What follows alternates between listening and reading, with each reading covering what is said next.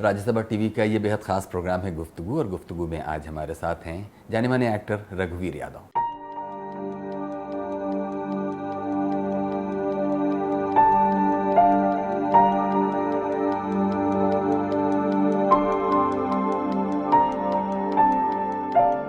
रघुवीर यादव एक विलक्षण अभिनेता और मुकम्मल कलाकार।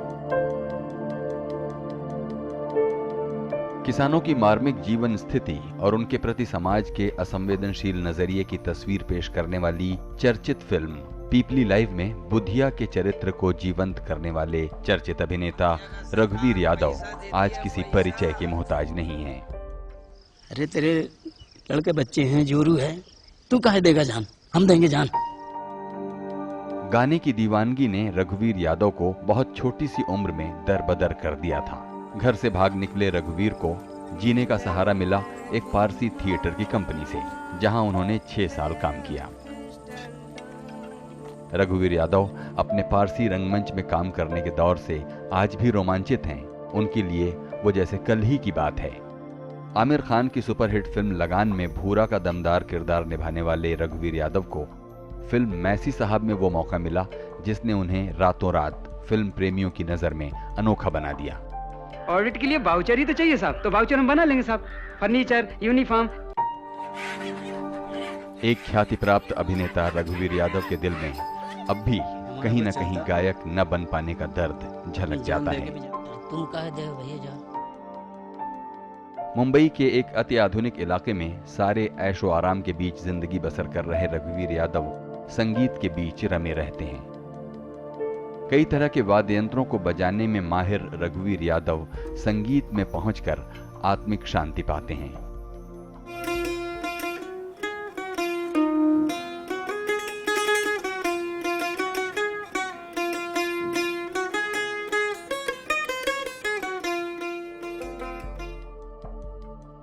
फिल्म गांधी टू हिटलर में हिटलर का जीवंत किरदार निभाने वाले रघुवीर यादव कहते हैं कि मैं अपने करियर से कभी संतुष्ट नहीं हो सकता, क्योंकि मैं जो कुछ करना चाहता हूं वो एक जीवन में संभव ही नहीं है।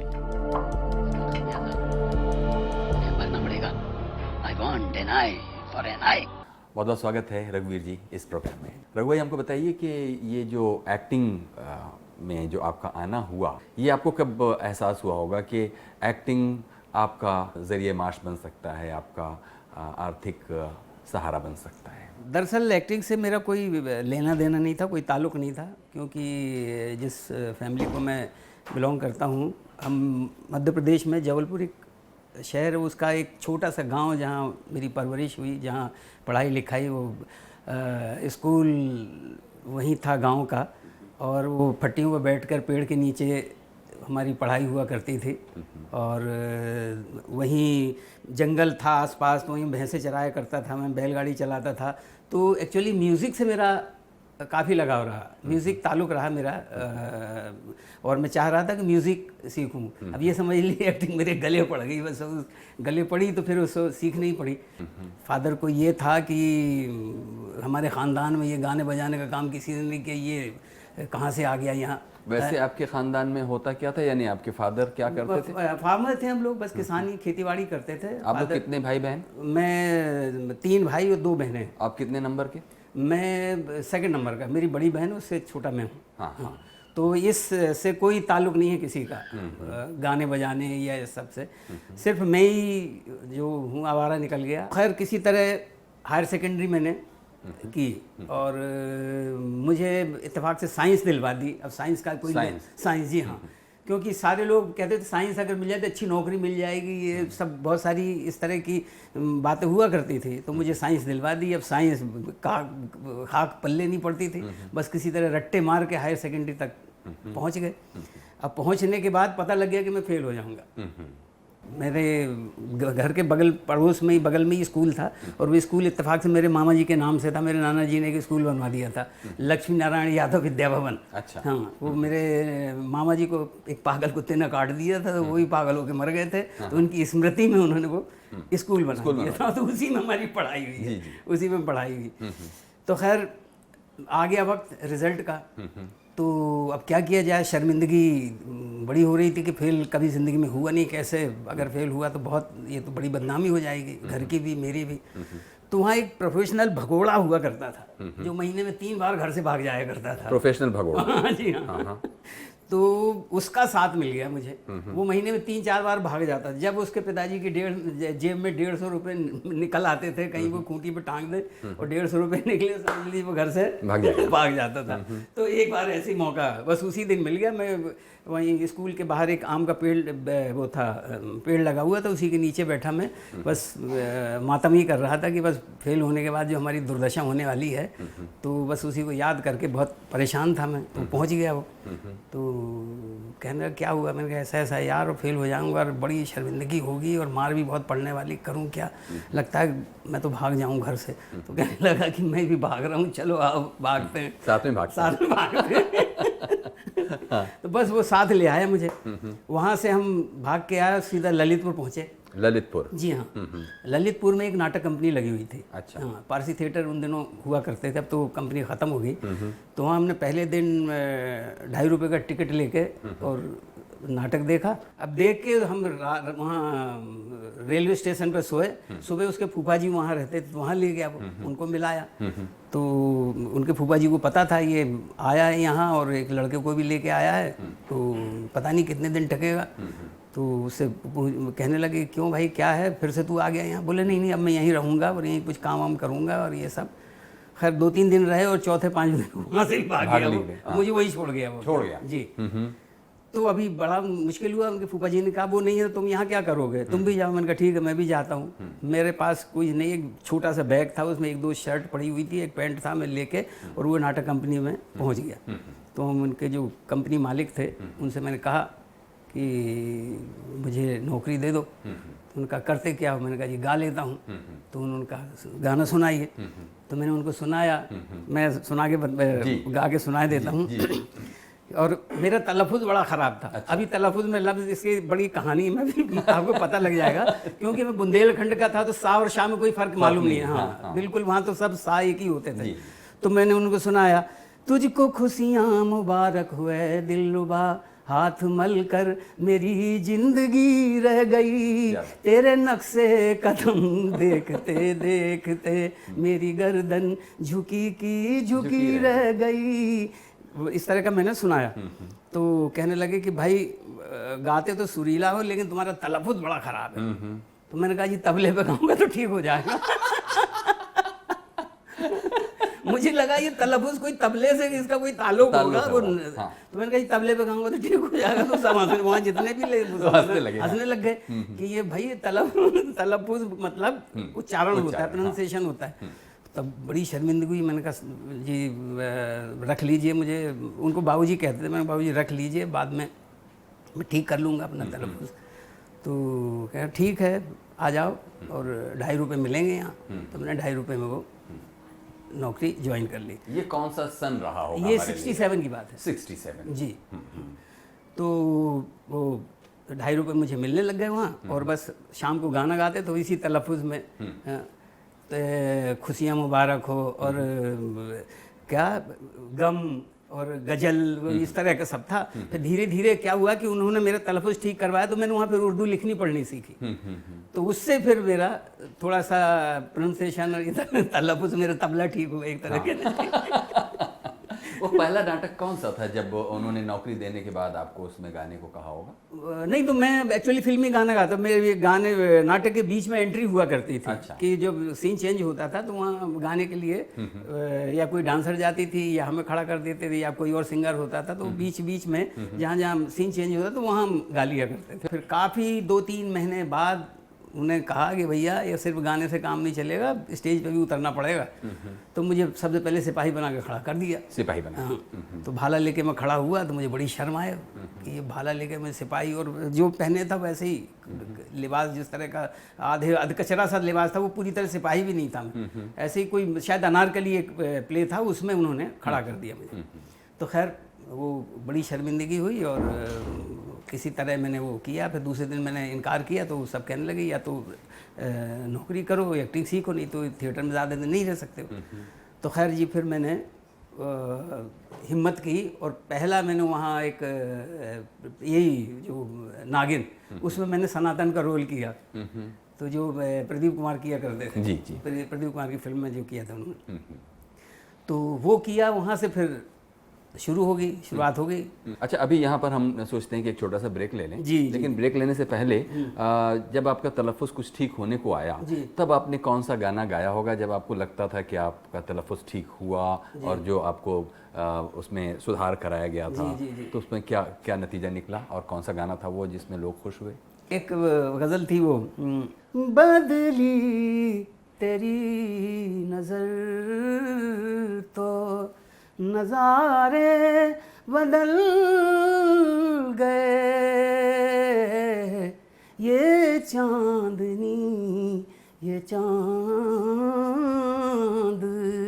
सितारे बदल गए, बदली तेरी नज़र तो।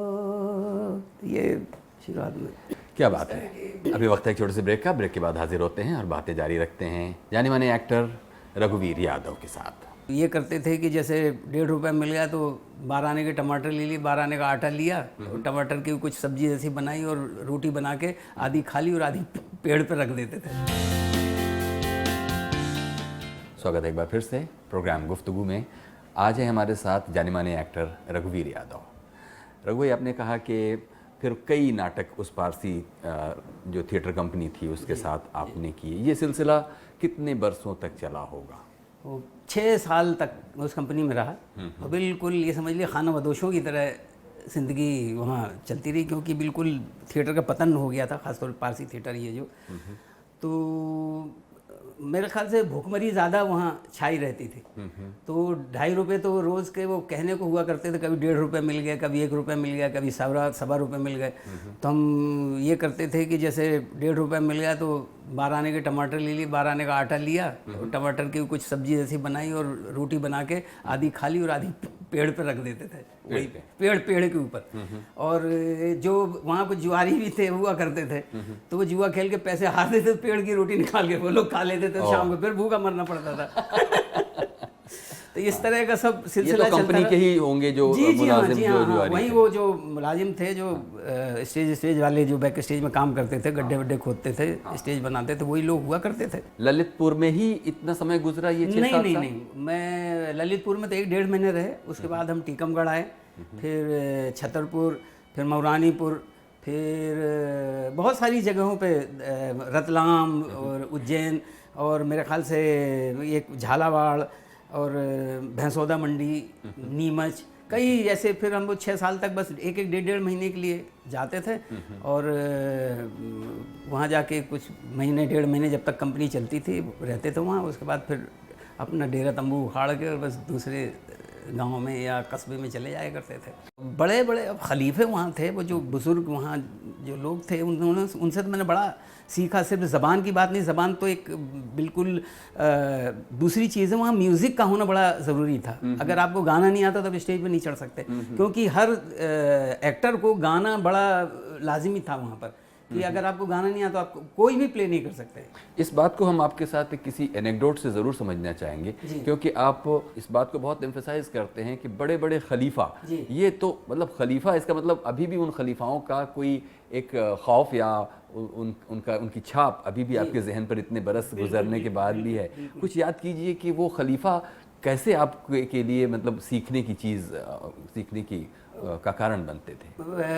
एक्चुअली मसलन वहाँ लैला मजनू एक बहुत ही पॉपुलर प्ले था, जो जिसने मजनू कर लिया तो समझ लिए वो बिल्कुल वो खुद ही खलीफा हो गया। अच्छा। हाँ, क्योंकि उसमें इतनी ज़्यादा आपको होना चाहिए। एक तो गाना ऐसा भी नहीं गाना कि ऐसे ही गा दिया, कि गाने के लिए गा दिया, बहुत सुरीला होना पड़ता था।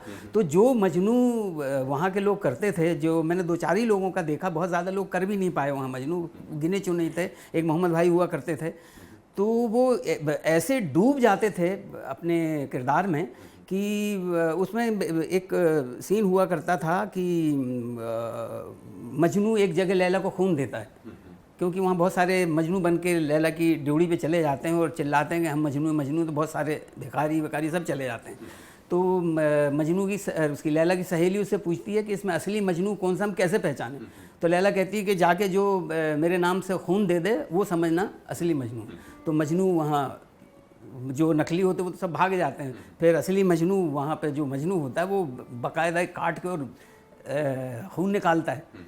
तो कुछ लोग थे, कुछ मजनू थे जो अनाउंस किया जाता था कि आज मजनू सचमुच का खून देगा। तो बाकायदा बोटी निकाल निकाल के मजनू ने रखी है लैला के कटोरे में, मतलब सचमुच सचमुच में ये। और एक आध लैला तो बेहोश हो गई थी कि एक थे, मैंने उनका नाम भूल गया हूँ, कि उन्होंने बिल्कुल यहाँ से काट के बोटी उसके कासे में रख दी, तो बोटी उछलने लगी, तो देख के लैला बेहोश हो गई। अच्छा तो फिर उनका बंद करवाया गया कि इस तरह का अब वो नहीं, लेकिन बस ऑडियंस को किसी तरह इकट्ठा करने के लिए और इस तरह के अनाउंसमेंट कर दिए जाते थे, फिर वो मजनू सचमुच का खून निकाल दिया करता था। और जैसे कि आपने कहा कि गाने से आपने शुरुआत की और फिर आपको एक सिपाही बनाकर खड़ा कर दिया गया, फिर ये 6-7 साल के अरसे में कोई अच्छा ऐसा रोल आपको मिला जिसके लिए आप ड्रीम कर रहे थे और मैंने फिर ख्वाब सच हुआ? सारे मैंने मजनू भी किया उसमें। अच्छा जी हाँ, मजनू भी किया। मैं एक बाद में आपको सुनाऊंगा मजनू का भी गाना, जो बहुत ही वो पॉपुलर था। वहाँ लोग ऑडियंस में से शेर पढ़ दिया करते थे इस तरह, क्योंकि जहाँ जहाँ थिएटर हुआ है दोबारा गए हैं तो लोगों को आदत हो गई थी। और मजनू जिस दिन लैला मजनू प्ले लगा तो फिर पूरी पब्लिक दौड़ आती थी वहाँ देखने के लिए। ठीक है, लैला मजनू के आपके मजनू वाले पर बात करेंगे। अभी एक छोटा सा ब्रेक लेते हैं, अभी वक्त है एक छोटे से ब्रेक का। ब्रेक के बाद हाजिर होते हैं और बातें जारी रखते हैं जाने माने एक्टर रघुवीर यादव के साथ। अब वो बोलता कैसे था, आग बढ़ दिए, आग बढ़ दिए, आग बढ़ दिए। खुदा जानता है इस वक्त आप बैठक दिन रखते तो अपना पट बांध ताकि आसन हो जाए।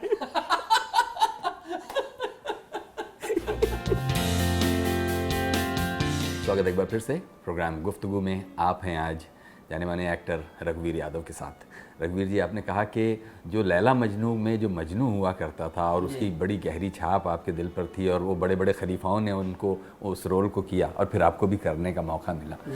कुछ हमें बताइए कि कोई एक मोमेंट उस प्ले का जहाँ पर आपको बहुत एक चैलेंजिंग सिचुएशन थी और उसमें आपने प्रूव करके दिखाया और आपका भी दिल, और वो शाम आपकी ऐसी गुजरी कि हाँ मतलब आपने भी कुछ किया। एक्चुअली एक ही सीन ऐसा था जहाँ वो बिल्कुल दीवाना हो जाता है, पागल हो जाता है, जब वो वही खून देने वाली जगह, उसके बाद वो बिल्कुल दीवाने हुए। वहाँ एक बड़ा कमाल का सीन होता था। तो वो बहुत ही वही एक जगह थी, अगर वो आपने सही ढंग से कर ली तो समझ ली कि आप बेड़ा पार है आपका। अच्छा। पहले वो आंख बंद कर लेता है, लैला को जैसे देखता तो आंख बंद कर लेता है। तो लैला से पूछती कि आंखें क्यों बंद की हुई? तो वो कहता था, मैं अक्सर गैर के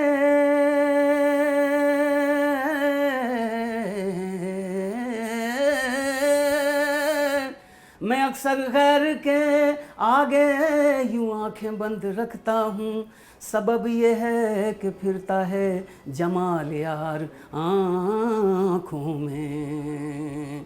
उसके बाद देखने लग जाता था। तो लैला पूछती तो आप ऐसे क्या देख रहे हो? तो कहता है, लैला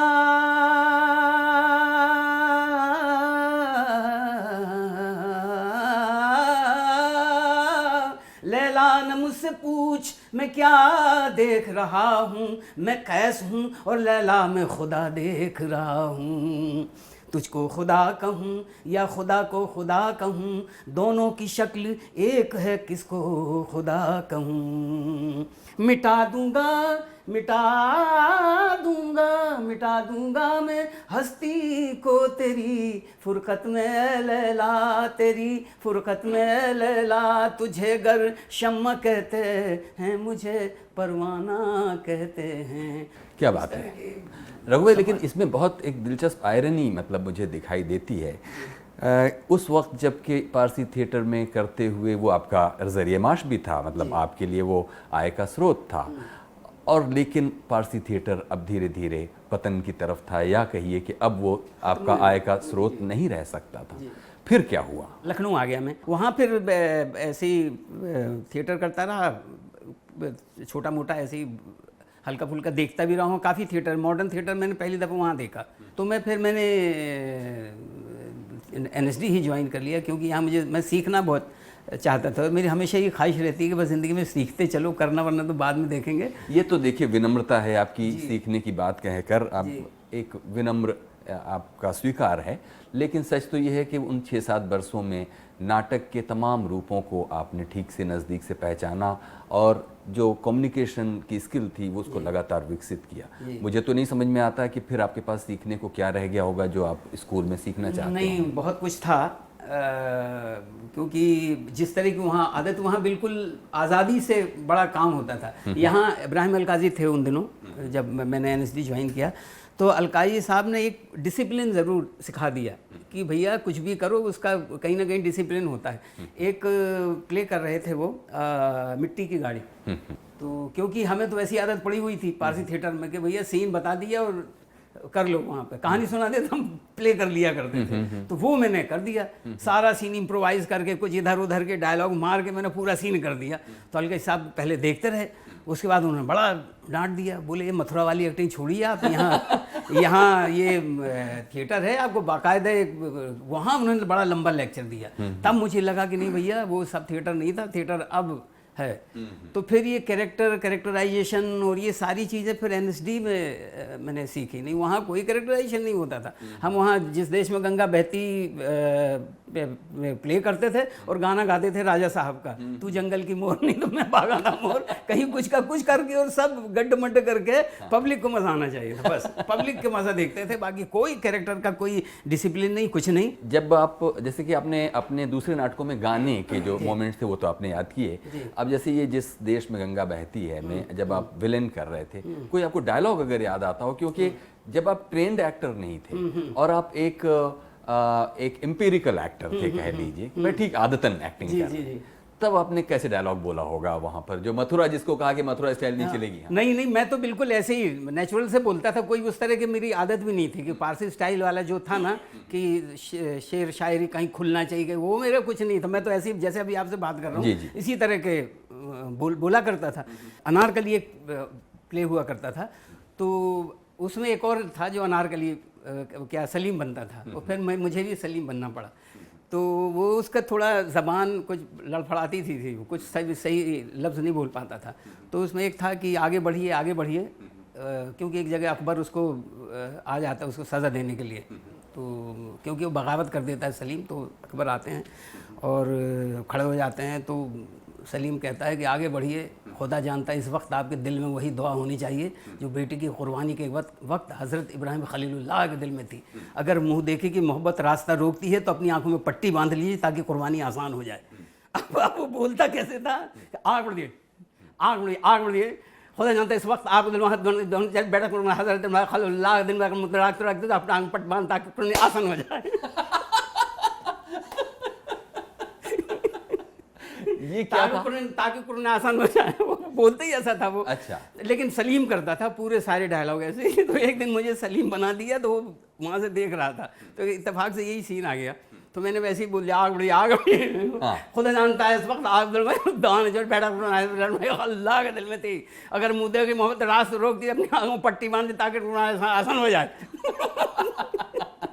तो वो जो वो बने हुए थे क्या अकबर, बड़े ज़िद्दी, उनकी शादी नहीं हुई तमाम उम्र, अब्दुल वदूद उनका नाम था, उनके तो मेरे साथ बड़े किस्से हैं। तो इस तरह के हुआ करते थे, कोई डायलॉग वायलॉग नहीं होते थे, अपनी मर्जी से अगर इम्प्रोवाइज़ कर दिया तो अगर उनको नहीं भाया तो पुराने एक्टर तो बस खाल नोचने पे तुले रहते थे। राज्यसभा टीवी का ये बेहद ख़ास प्रोग्राम है गुफ्तगू, और गुफ्तगू में हमारे साथ हैं आज मशहूर एक्टर रघुवीर यादव।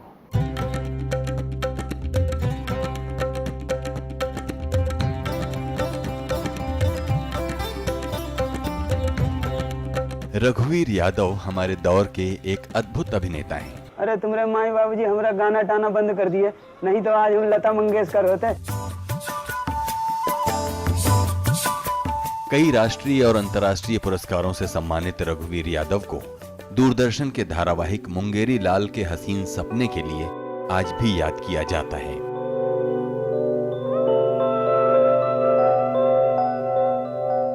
तुम मिस्टर नरोदा को बोलो कि जापानी येन का भाव बढ़ रहा है तो अमेरिकी डॉलर का गिर भी रहा है।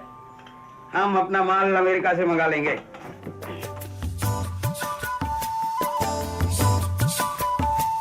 56 वर्षीय रघुवीर यादव ने फिल्म मैसी साहब में अपने अभिनय की जो छाप छोड़ी, उसे देखकर लोग आज भी दांतों तले उंगलियां दबाते हैं। मुंह में घुसेड़ दिया। तो क्या करना कि जिसको मिर्गी आए मेरा ताबीज ले जाना, और क्या करना कि मंगलवार का रोज हो, एक गिलास में गौ माता का दूध लेना, मेरे ताबीज को 7 बार उसमें डुबो देना और मिर्गी वाले को पिला देना। मिर्गी का कीड़ा अपना घर भूलेगा, मिर्गी वाला अच्छा हो जाए, मेरा नाम ना लेना, भगवान के नाम 2 अगरबत्ती जला देना। सलाम बॉम्बे, लगान और वाटर में अपनी खास अदाकारी से उन्होंने किरदारों में नई जान फूंक दी। Where is your mummy daddy? New York. One puff taking, flying Air India. How much? 250. Nah, too much. Too much? No much. No, not 250. Not 250. Okay, for you, big dog. E special price. 150. Why not? I give a little bit to your brother, all right? Thank you. All right, see. दम मारो दम।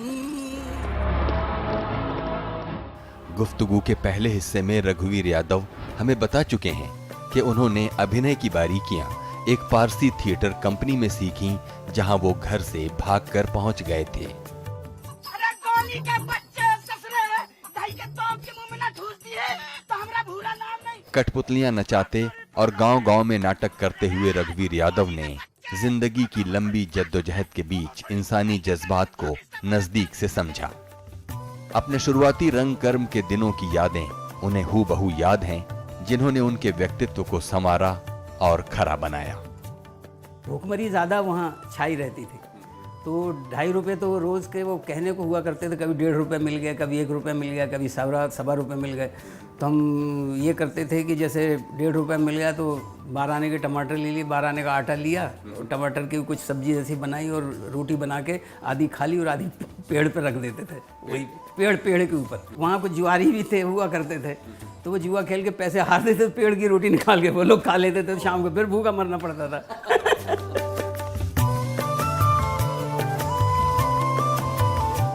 रघुवीर यादव ने 6 साल तक एक घुमंतू नाटक कंपनी के साथ काम किया, जहां 2.5 रुपए रोज पर उन्हें गाने की नौकरी मिली थी। गाने के शौक से नाटकों और फिल्मों में पहुंचे रघुवीर यादव ने आधुनिक थिएटर के पितामह इब्राहिम अलकाजी से नाटक के गुर सीखे हैं। संगीत उनका पैशन है और तरह तरह के वाद्य यंत्र बनाने और बजाने से आती है उनकी जिंदगी में कुछ और ताजगी।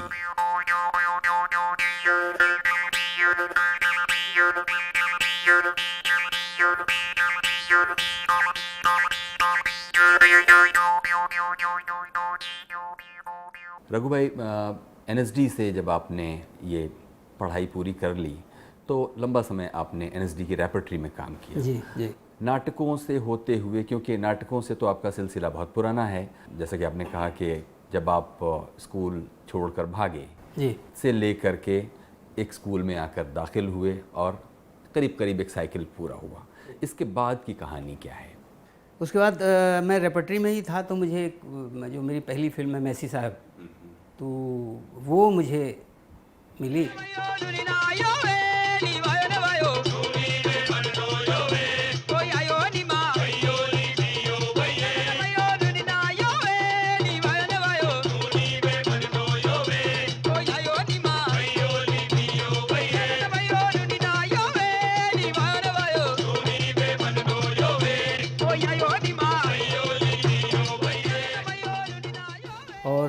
उससे पहले अलकाई साहब ने हमें FTI भेजा था फिल्मों की ट्रेनिंग के लिए, तो वहाँ बहुत सारे डायरेक्टर आए थे वहाँ, सईद मिर्ज़ा और मणि कौल, ये सारे लोग वहाँ घूमते रहते थे। तो इन्होंने की कोशिश किया बस NSD पास करके तुम यहीं आ जाओ बम्बई, क्यों हमने वहाँ एक प्ले किया था। प्ले देख के वो सईद मिर्ज़ा ख़ास तौर पे ये कह रहे थे कि तुम्हें रहने में की हम संभाल लेंगे, लेकिन आ जाओ, मैं एक फ़िल्म कर रहा हूँ और उसमें तुम भी रूल करना। लेकिन अलकाई साहब ने ऐसा नशा पैदा कर दिया था ये थिएटर का, तो मैंने तो मना कर दिया कि भैया ये फिल्म मैं नहीं करने वाला, मैं थिएटर ही करूँगा। मैंने हाँ ऐसे ही बोल दिया कि हाँ ठीक है, देखेंगे, सोचेंगे, अभी तो जाऊँ, अभी तो वहाँ जाऊँगा दिल्ली, उसके बाद सोचूंगा। तो वहाँ गया, मैंने रेपर्टरी ज्वाइन कर ली और सच कह रहा हूँ कि मेरा कोई इरादा नहीं था कि मैं फिल्मों में काम करूँ। मैं बिल्कुल ये लग रहा था कि थिएटर ही, तमाम उम्र थिएटर ही करूँ। इतना मज़ा और बिल्कुल डूबे हुए रहने को मन करता था कि बस इसी में डूबे रहो, क्योंकि सारा कुछ सीखने मिल रहा था मुझे, म्यूज़िक भी और थिएटर भी और ज़िंदगी के और भी चीज़ें थी, डिज़ाइनिंग में। क्यों अलका जी साहब ने मुझे एक्टिंग में स्पेशलाइजेशन एक्टिंग में नहीं करवाए, स्टेज क्राफ्ट दे रखी थी। अच्छा। हाँ, तो सारी डिज़ाइनिंग तो मैं कारपेंटरी और ये सब में मुझे बहुत मज़ा आ रहा, तो ये सब मैं इसी में डूबा रहना चाहता था। तो ये फिल्म आ गई, तो मैं सोच भी रहा था कि अगर कोई फिल्म मिलेगी तो ऐसा कोई रोल होगा जो कि करने लायक, तभी करूँगा। ऐसे छोट-मोट फिल्म के लिए मैं ऐसे फिल्म नहीं करूँगा कि चलो ये फिल्म में काम करना तो कर लिया जाए। और ज़्यादातर लोग कॉमेडियन बनाने के चक्कर में रहते, तो उससे मैं बहुत भागता था। खैर ये मैसी साहब जब फिल्म स्क्रिप्ट मैंने पढ़ा तो मुझे लगा कि हाँ, फिल्म करना चाहिए। तो प्रदीप कृष्ण उसके डायरेक्टर थे, उन्होंने बात की और फिल्म का स्क्रिप्ट मुझे दिया। मैंने पढ़ा तो मेरा तो बिल्कुल वो हो गया। मैंने कहा ठीक है, लेकिन रेपर्टरी नहीं छोड़ूंगा, यही शर्त मेरी थी। तो खैर यहाँ NFD से उन्होंने परमिशन लिया कि 2 महीने पोस्टपोन करना है, क्योंकि उसका रेपर्टरी का प्रॉब्लम है कुछ ऐसा। तो खैर जी पोस्टपोन की और मुझे वो फिल्म मिल गई और मैंने की वो फिल्म। और पहली फिल्म में मुझे 2 इंटरनेशनल अवार्ड जब मिल गए। साहब, I am thinking one small plan साहब। What? मे बी यहाँ वहाँ से साहब, फ्रॉम हेयर देर से थोड़ा पैसा बोरो कर लेंगे साहब। From where, Massey? नहीं साहब, ट्रेजरी में पैसों की कमी नहीं है साहब, शॉर्टेज तो सिर्फ पब्लिक वर्क्स अकाउंट में साहब। तो अभी कुछ अकाउंट से पैसा बोरो कर लेंगे साहब, कुछ यूनिफॉर्म से, कुछ फर्नीचर से, थोड़ा बहुत ऑफिस ओवरहेड से साहब। Come on, Massey, don't be a fool. You know damn well these accounts are audited. हाँ तो ठीक है साहब, ऑडिट के लिए वाउचर ही तो चाहिए साहब, तो वाउचर हम बना लेंगे साहब। Furniture, uniform etcetera, garden, overhead और पैसा रोड पे लगा देंगे साहब। खैर जी वो रिलीज़ हुई फिल्म और अवार्ड मिल गए और वो थोड़ी सी पॉपुलर हो गई, तो फिर यहाँ से कॉल आने शुरू हो गए। और तो बहुत सारी फिल्मों को पहले मैं मना किया, क्योंकि बस वही कॉमेडियन के चक्कर में तो मैं पढ़ना नहीं चाहता, तो मैं मना करता रहा। फिर धीरे धीरे, क्योंकि फिर वो थिएटर की भी, अलका जी साहब के जाने के बाद थिएटर की बहुत ही बदतर हालत वहाँ हो गई थी, तो फिर वो पॉलिटिक्स वहाँ चलने लग गई, तो वो सब में फिर मैं नहीं फंसना चाहता था। तो वहाँ से फिर मैं छोड़ के फिर यहाँ बॉम्बे आ गया और यहाँ फिर बस वही है कि अपनी तरह की, जो मैं जिस तरह की फिल्में करना चाहता हूँ वही करता हूँ, और जिसमें लगता है कि करने लायक कुछ नहीं तो फिर नहीं करता। देखिए फिल्मों में एक्टिंग तो एक पहलू है जी। लेकिन चूंकि म्यूज़िक फिल्म हो या चाहे नाटक हो, जी। म्यूज़िक आपका शायद पहला प्यार है। जैसा कि खुद आपने कहा कि जब आपने कोई प्रोफेशनल करियर, अगर उस पारसी थिएटर को आपका पहला ब्रेक अगर कहें, तो आपको तो गाने से ही शुरू आपने किया। जी। तो जो फिल्मों के गाने हैं और जिस तरह का गाना या म्यूज़िक आप सोचते हैं, दोनों के बीच में कोई आपको लगता है कि कुछ भेद है, यानी कि लोगों के दिलों तक पहुंचने में ये जो म्यूज़िक है, जो आज का जो म्यूज़िक केटर किया जाता है, उसमें कुछ गड़बड़ है? हाँ, काफ़ी, हाँ गड़बड़ क्या, बहुत फ़र्क है। और क्या है कि 60s के आसपास का जो म्यूज़िक था वो उसका में और अब में तो बहुत फ़र्क है, ज़मीन आसमान का फ़र्क है। इसलिए गाने के ऑफर्स भी आते रहते हैं, कुछ फिल्मों में मैंने गाया भी है और गाता रहता हूँ मैं, लेकिन बहुत बचा के अपने आप को, कि जो अच्छा लगता वही गा लेता हूँ। नहीं तो ऐसा लगता है कि बस अपने घर में ही अपना ही गाना खुद सुनते रहो, या और भी जो बड़ा है अपना म्यूज़िक खुद ही सुनते रहो। इस तरफ मत जाओ, क्योंकि इस तरफ जाने का कोई फ़ायदा नहीं है, क्योंकि वो गाने 1-2 दिन के ही होते हैं कि सिर्फ बजते हैं, वो सुनाई किसी को नहीं देते। तो इस तरह की म्यूज़िक में भी नहीं उलझना चाहता मैं। सैया तो खूब ही कमात है, महंगाई डायन खाया जात है।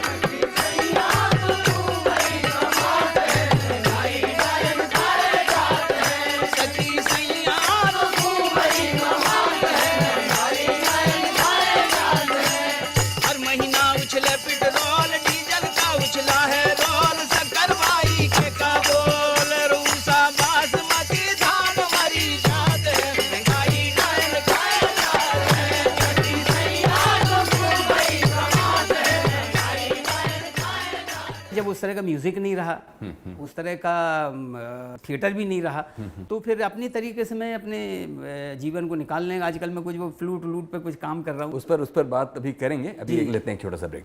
अभी वक्त है छोटे से ब्रेक का, ब्रेक के बाद हाजिर होते हैं और बातें जारी रखते हैं रघुवीर यादव के साथ। आज के खलीफे वो नहीं हैं, आज के खलीफे बस अगर आ गए हैं कैमरे में, एक बार आ गए हैं या एक बार कुछ शुरू कर दिया तो वो पहले खलीफे बन जाते हैं, बनने से पहले।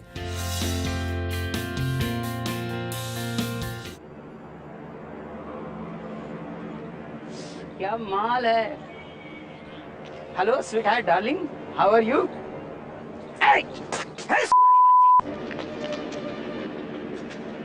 बदतमीजी करती है, पुलिस को बताऊंगा, इधर आ। स्वागत है एक बार फिर से प्रोग्राम गुफ्तगू में। आज हमारे साथ हैं जाने माने एक्टर रघुवीर यादव। रघु भाई, कोई एक गाना जी जो आपको लगता है कि आपके दिल के बहुत पास है जी, और जिसे आप गाते हुए थकते नहीं हैं, हमारे लिए जी, गाइए। एक प्ले था, इससे मेरी दिल्ली की भी यादें जुड़ी रहती हैं, छोटे सैयद बड़े सैयद। तो उसमें एक जगह एक गाना था, वो दिल्ली के नाम से गाना है, वो अभी भी जब भी NSD के लोग जुड़ते हैं तो हमेशा बस इसी गाने को याद कर लेते हैं और अपनी दिल्ली को याद कर लेते हैं। वो मैं आपको सुना देता हूँ। महताबो आफताब है दिल्ली मेरी,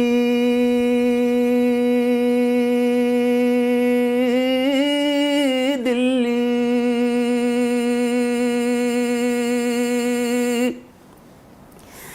टूटा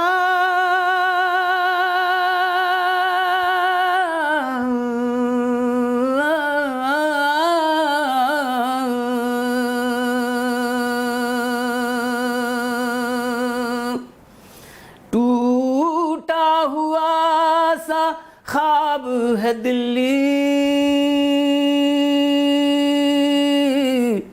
मेरी,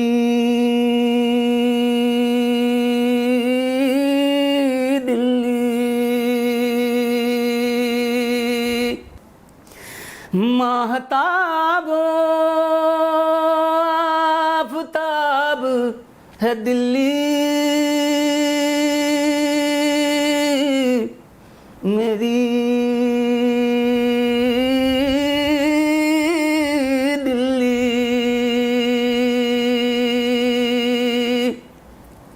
जख्मों की तरह आए गए कितने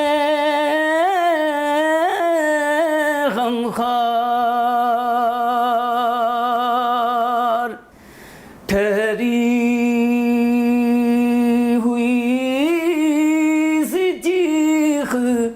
दिल्ली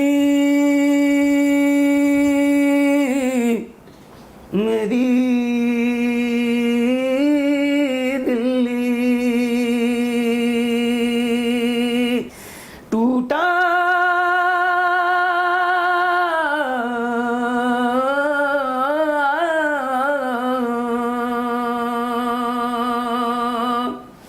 टूटा हुआ सा ख्वाब है दिल्ली मेरी, दिल्ली मेरी, दिल्ली। क्या बात है रघु भाई, हमको बताइए कि ये जो मनोरंजन की जो दुनिया है, जो अब आपके लिए रोज़ी रोटी का ज़रिया है, इसको करते हुए ज़िंदगी में कहीं कुछ छूटता जा रहा है, कुछ छूट गया पीछे का, कुछ एहसास सा बना रहता है जबलपुर का वो गांव और वो एंटरटेनमेंट का बिल्कुल एक आज तो रीडिफाइंड पूरा सीन है। क्या कुछ ऐसा है जो आप मिस कर रहे होंगे और उस कमी को आप कुछ दूसरे ऑक्यूपेशन में, कभी अपने वर्कशॉप में आप कुछ इंस्ट्रूमेंट ईजाद करते हुए कहीं कोई कड़ी छूट रही है क्या?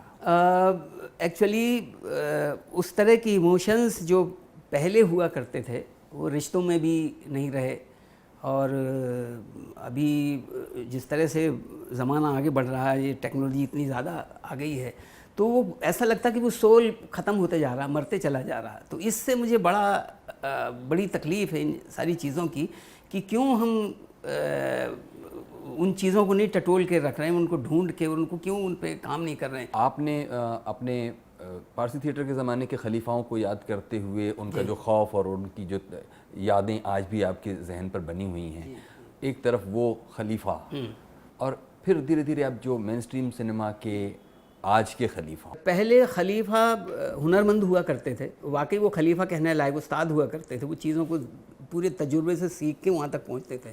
आज के खलीफे वो नहीं हैं। आज के खलीफे बस अगर आ गए हैं कैमरे में, एक बार आ गए हैं या एक बार कुछ शुरू कर दिया तो वो पहले खलीफे बन जाते हैं बनने से पहले। तो ये बहुत बहुत दूरी है, बहुत फ़र्क है वो पहले खलीफा और इन खलीफाओं में। ये पता नहीं किस बात से खलीफा बने हुए हैं कि फिल्म को अच्छा चला लिया या किसी तरह इधर उधर जुगाड़ करके अगर उनकी फिल्म आगे निकल जाए, उनका काम निकल गया आगे, रिव्यूज़ से ही तो बहुत सारी चीज़ें, और लाख 1.5 लाख रुपए दे के रिव्यू छपवा लेते हैं कुछ भी करके, और जिस तरह एक घटिया काम को और भी आगे बढ़ाने की कोशिश में लग जाते हैं। बड़ा फ़र्क है इन खलीफों के। खलीफा थोड़ी हैं ये, तो बस पेशे के साथ खिलवाड़ कर रहे हैं। आपने कहा कि मैसी साहब के लिए आपको 2 इंटरनेशनल अवार्ड्स मिले और मैसी साहब की पहली फिल्म थी। अभी तक की हुई फिल्मों में से मैसी साहब के अलावा और कौन सी फिल्म होगी जिसमें आपको वो सेटिस्फैक्शन मिलता हो? फिर मैं अभी बोल चुका हूँ, सेटिस्फैक्शन की छोड़िए, जब भी अपनी वो फिल्म देखता हूँ बहुत सारी कमियाँ नज़र आती हैं। मैसी साहब में भी जी हाँ। तो सलाम बॉम्बे उसके बाद मैंने की, तो फिल्म ठीक थी, काफ़ी चली भी।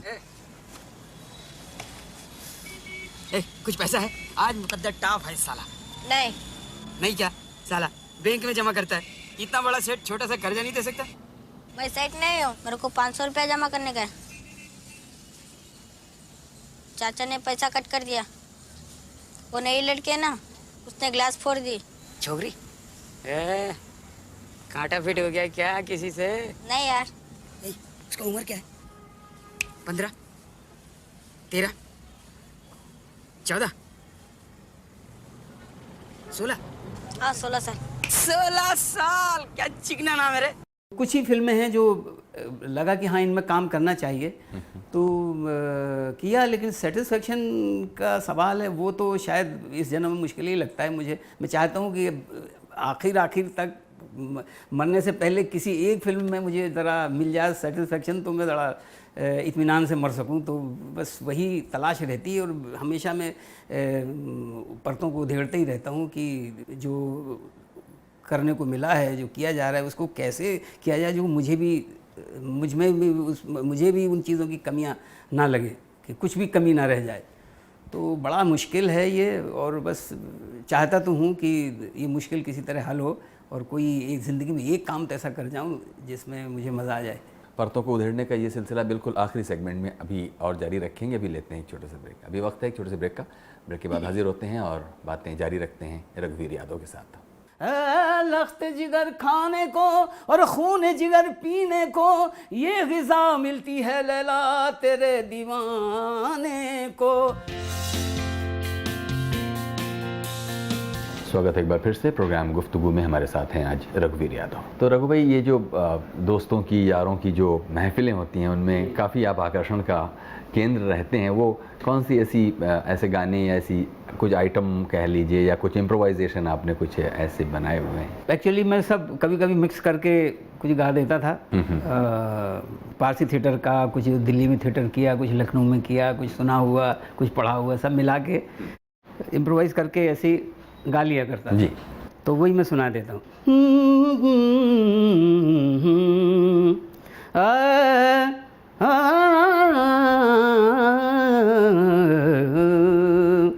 कब्र मजनू पर किसी ने आके पूछा ये सुखन कि याद लैला भी बाकी है तुझे ओ खस्ततन।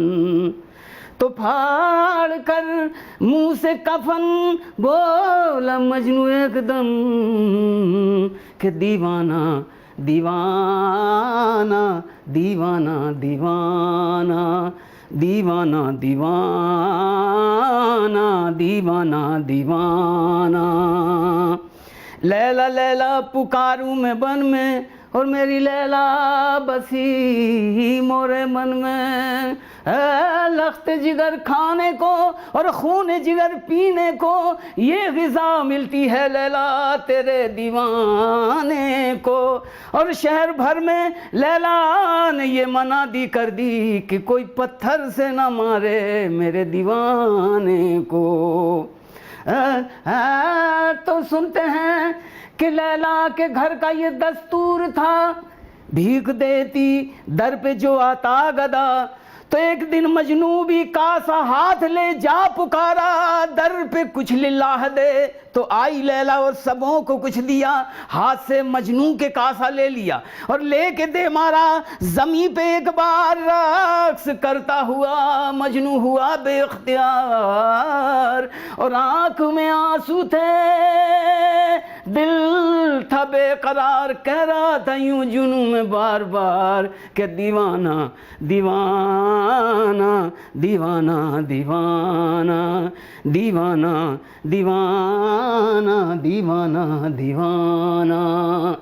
ए मस्तरू, तुझे तेरी निखत की कसम, अल्लाह की कसम, मेरी वहशत की कसम है, लिल्लाह ठहर दर्द मोहब्बत की कसम है, तू जिसको चाहती है उसी की कसम सबा। ए गमज़दा पुरास का पैगाम लेती जा, लेक धज्जी तो लेती जा मेरे चाके गिरे की। और हवा खाता हुआ होगा मेरा गुलरू गुलिस्तां की, अदब से सर झुकाना, चूमना लेन जाना की, और मुसीबत कह सुनाना सब मेरे दर्द बियाबां की।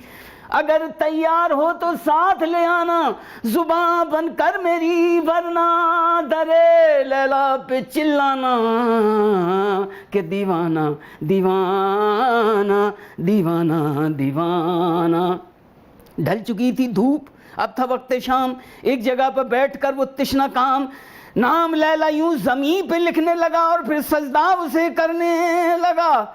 नागहां एक शख्स आया और उसने यूं कहा कि क्या है तेरा नाम ओ मर्दे खुदा। तो बोला मजनू, ए जाहिद तू मुझे जाना नहीं, आशिके लैला हूँ पहचाना नहीं, क्योंकि तुम जिसे कहते हो लैला वो नहीं है लैला, वो है ला इलाहा। क्या ला इलाहा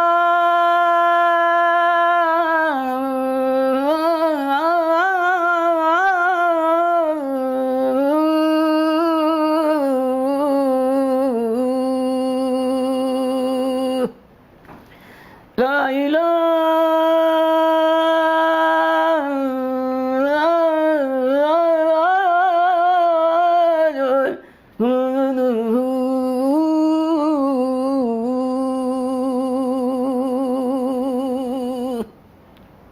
क्या बात है, बहुत बहुत शुक्रिया रघु भाई, आपने हमारे लिए इतना वक्त दिया और इतनी सारी यादें हमारे लिए ताज़ा की।